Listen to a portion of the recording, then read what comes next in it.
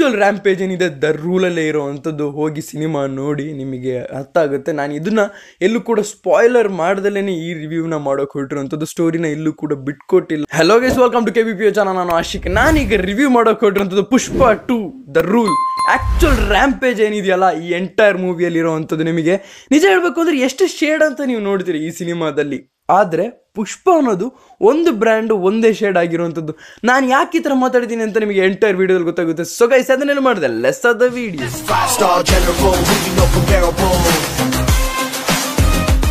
ಮೊದಲದಾಗಿ ಹೇಳೋದಾದರೆ acting wise ಮಾತಾಡಬೇಕಾಗುತ್ತೆ. ಯಾಕೆಂದರೆ ಇಲ್ಲಿ ನಿಮಗೆ ಒಂದೇ ಒಂದು ವಿಷಯ ಕಾಣುವಂಥದ್ದು, ಅದು ಅಲ್ಲು ಅರ್ಜುನ್ ಅವರ ಆ್ಯಕ್ಟಿಂಗ್ ಆಗಿರುವಂಥದ್ದು. ಅವ್ರು ಎಷ್ಟೇ ಶೇಡಲ್ಲಿ ಕಾಣಿಸ್ಕೊಳ್ಳಿ, ಯಾವ ರೀತಿಯೇ ಕಾಣಿಸ್ಕೊಳ್ಳಿ, ಅದೊಂದು ಬ್ರ್ಯಾಂಡ್ ಪುಷ್ಪ, ಅದು ಅಲ್ಲು ಅರ್ಜುನ್ ಅವ್ರು ಮಾತ್ರ ಆಗಿರುವಂಥದ್ದು ನಿಮಗೆ ಎಂಟೈರ್ ವಿಡಿಯೋದಲ್ಲಿ ಕಾಣುವಂಥದ್ದು, ಅಂದರೆ ಎಂಟೈರ್ ಮೂವಿಯಲ್ಲಿ ಕಾಣುವಂಥದ್ದು.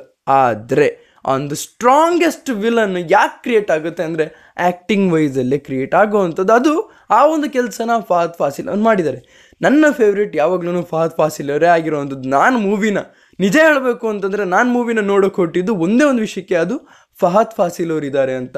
ಅಲ್ಲು ಅರ್ಜುನ್ ಫ್ಯಾನೇನೆ ಇಲ್ಲ ಅಂತ ಹೇಳಲ್ಲ, ಆದರೆ ಫಹದ್ ಫಾಸಿಲ್ ಅವ್ರನ್ನ ನೋಡೋದಕ್ಕೆ ಅಂತಲೇ ಹೋಗಿದ್ದು. ಆದರೆ ಅಲ್ಲಿ ನನಗೆ ಖುಷಿ ಕೊಟ್ಟಿದ್ದೇನಂತಂದರೆ ಆ ಹೀರೋ ಮತ್ತು ವಿಲನ್, ಆ್ಯಕ್ಚುಲಿ ವಿಲನ್ಸ್ ಎಲ್ಲ ಬೇರೆನೂ ಇದ್ದಾರೆ, ಆದರೆ ಹೀರೋ ಮತ್ತು ವಿಲನ್ ಆ ಕ್ಯಾರೆಕ್ಟರ್ನ ಇಬ್ಬರೂ ಡಾಮಿನೇಟ್ ಮಾಡೋದಕ್ಕೆ ಇನ್ನೊಂದು ಕ್ಯಾರೆಕ್ಟರ್ ಬರೋದಕ್ಕೆ ಸಾಧ್ಯ ಇಲ್ಲ ಅಂತ ಹೇಳ್ತಾರಲ್ಲ, ಅದು ಇಲ್ಲಿ ಕಂಡಿದೆ.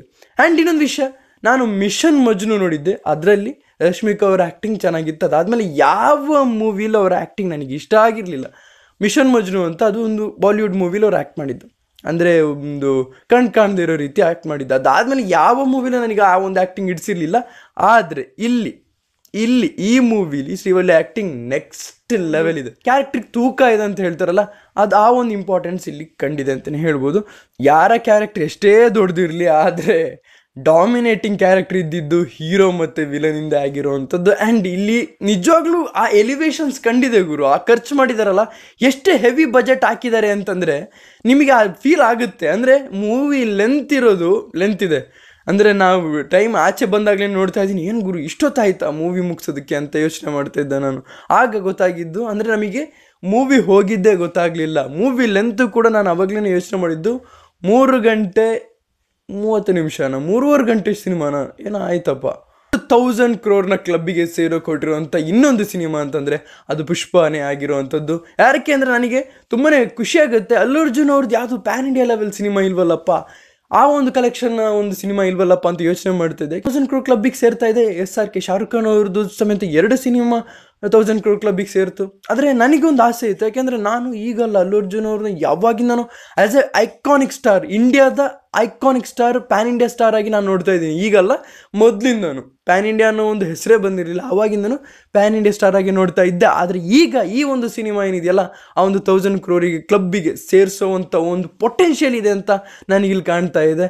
ಆ್ಯಂಡ್ ಇದ್ರ ಬಗ್ಗೆ ಯಾರು ಕೂಡ ನೆಗೆಟಿವ್ ಆಗಿ ಮಾತಾಡಿದ್ರು, ಪಾಸಿಟಿವ್ ಆಗಿ ಮಾತಾಡಿದ್ರು, ಇದ್ರ ಕಲೆಕ್ಷನ್ ಮಾತ್ರ ಮೇಲೆ ಹೋಗುತ್ತೆ. ಆ ಒಂದು ಕ್ರಿಂಜ್ ಫೀಲ್ ಅಂತೂ ಬಂದೇ ಬರುತ್ತೆ. ಅಫ್ಕೋರ್ಸ್ ಇಷ್ಟು ಹಿಂಗಿರುತ್ತಲ್ಲ, ಆ ಕ್ರಿಂಜ್ ಫೀಲ್ ಅಂತೂ ಬಂದೇ ಬರುತ್ತೆ. ಆದರೆ ಸಿನಿಮಾ ಮಾತ್ರ ನಿಮಗೆ ಕ್ರಿಂಜ್ ಅನ್ಸಲ್ಲ, ಯಾಕೆಂದರೆ ಇಡೀ ಸಿನಿಮಾ ಏನಿದೆ ಒಂದು ರ್ಯಾಂಪೇಜ್, ಒಂದು ವೈಲ್ಡ್ ಫೈರ್, ಅದು ಸುಮ್ಮನೆ ಹೇಳಿಲ್ಲ ಗುರು ವೈಲ್ಡ್ ಫೈರ್ ಅಂತ, ನಿಜವಾಗ್ಲೂ ಆ ಒಂದು ವೈಲ್ಡ್ ಫೈರ್ ಕಂಡಿದೆ ಅಂತಲೇ ಹೇಳ್ಬೋದು. ಕಂಪ್ಯಾರಿಸನ್ ಇರುತ್ತಲ್ಲ, ಇವತ್ತು ಇಲ್ಲಿ ನಾನು ಯಾವುದೇ ಒಂದು ಕಂಪ್ಯಾರಿಸನ್ ಮಾಡ್ದಲೇ ಈ ಮೂವಿನ ರಿವ್ಯೂ ಮಾಡ್ತಿರೋವಂಥದ್ದು. ಎಲ್ಲ ಯೂಶುವಲಿ ಸ್ಲೋ ಮೋಷನ್ನ ಎಂಜಾಯ್ ಮಾಡೋ ವ್ಯಕ್ತಿ, ಆದರೆ ಓವರ್ ಆದರೆ ಅದನ್ನು ಎಂಜಾಯ್ ಮಾಡೋದಕ್ಕೆ ಹೋಗಲ್ಲ. ಇದರಲ್ಲಿ ಪ್ರತಿಯೊಂದು ಸ್ಲೋ ಮೋಷನ್ನ ನೀವು ಎಂಜಾಯ್ ಮಾಡೇ ಮಾಡ್ತೀರಾ. ಸಿನಿಮಾದ ಸ್ಟೋರಿ ವೈಸ್ ಬಂದರೆ ಅದ್ಭುತ, ಯಾಕೆಂದರೆ ಸುಕುಮಾರ್ ಅವರ ಡೈರೆಕ್ಷನು, ಸ್ಕ್ರೀನ್ ಪ್ಲೇ ಎಲ್ಲ ನೆಕ್ಸ್ಟ್ ಲೆವೆಲ್ ಬಂದಿದೆ ಅಂತಲೇ ಹೇಳ್ಬೋದು.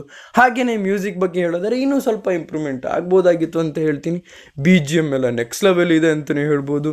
ಅದಲ್ದಲೇ ಹೇಳೋದಾದರೆ ಆ್ಯಕ್ಟಿಂಗ್ ವೈಸ್ ಮಾತಾಡೋಂಗಿಲ್ಲ. ಇಲ್ಲಿ ಆ್ಯಕ್ಟಿಂಗ್ ವೈಸ್ ಅಂತ ಬಂದಾಗ ಅಲ್ಲು ಅರ್ಜುನ್ ಅವರು ಒಂದು ಬ್ರ್ಯಾಂಡ್, ಅದು ಪಕ್ಕಕ್ಕಿಡೋಣ. ಫಹದ್ ಫಾಸಿಲ್ ಇನ್ನೊಂದು ನೆಕ್ಸ್ಟ್ ಲೆವೆಲ್ ಬ್ರ್ಯಾಂಡ್ ಅದು. ಆ್ಯಂಡ್ ಇಲ್ಲಿ ಎಲ್ಲರೂ ಆ್ಯಕ್ಟಿಂಗಿಗೆ ಫೋಕಸ್ ಮಾಡಿರೋದ್ರಿಂದನೇ ಈ ಒಂದು ಸಿನಿಮಾನ ಒಂದು ಸಕ್ಸಸ್ ಕಾಣುತ್ತೆ ಅಂತ ಆಲ್ ದಿ ಬೆಸ್ಟ್ ಅಂತ ಹೇಳಿಕೊಟ್ಟಿದ್ದೀನಿ ಟೀಮಿಗೆ. ಆ್ಯಂಡ್ ಇದಿಷ್ಟು ನನಗೆ ಹೇಳಿದ್ದೀನಿ. ನಿಮಗೆ ದಯವಿಟ್ಟು ಕಮೆಂಟ್ ಸೆಕ್ಷನ್ ತಿಳಿಸಿ ಅಂತ ಹೇಳ್ತೀವಿ. ಇವತ್ತಿನ ಇಷ್ಟು ನಿಮ್ಮ ಎಲ್ಲ ಕಲೆಕ್ಟ್ ಮಾಡಿ, ಶೇರ್ ಮಾಡಿ, ಚಾನಲ್ ಸಬ್ಸ್ಕ್ರೈಬ್ ಆಗಿದ್ರೆ ಸಬ್ಸ್ಕ್ರೈಬ್ ಮಾಡಿ. So keep watching, love you all, piece.